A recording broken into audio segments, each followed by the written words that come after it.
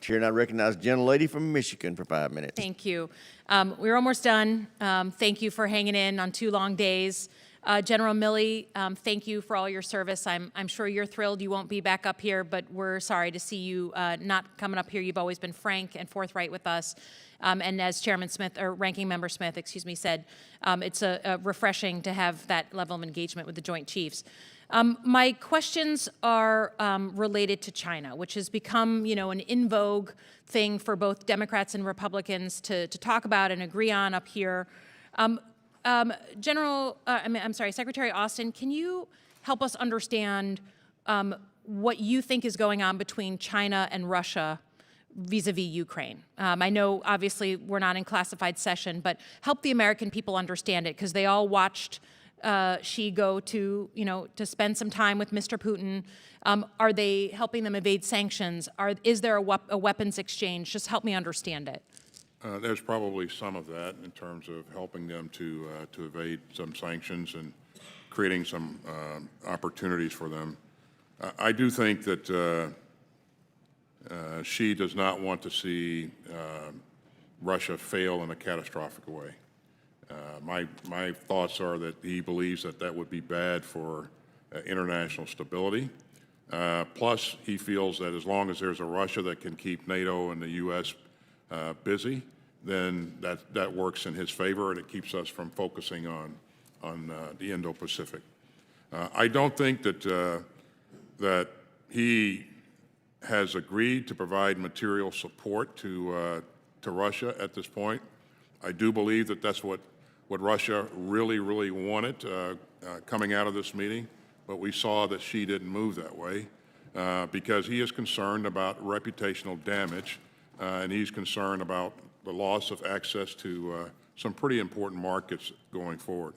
So Russia is enormously isolated right now, and it doesn't have many directions it can go in. They had a relationship before this started. They still have a relationship, but it's questionable as to whether or not Xi is going to lean into this in a fulsome way and provide significant support to Russia. Great, thank you for that. I think my second point is really a comment. We have a new commission now on China up here.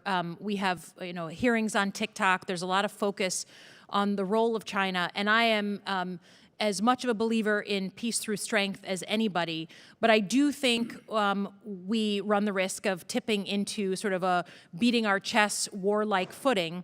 And this isn't like a country like Russia, where our economic integration is relatively minimal. I think what I have found is we tend to silo our military conversations from our economic conversations, from our agriculture conversation. China depends on us for 30% of their food.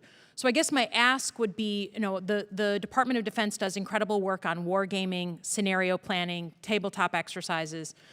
My ask is that you incorporate Homeland Security, commerce, ag, and the private sector, even giving them 1 or 2 day clearances to come in so that the Defense Department can learn from them and they can learn from you. Because what I'm seeing is completely separate conversations where we make PARs in my district.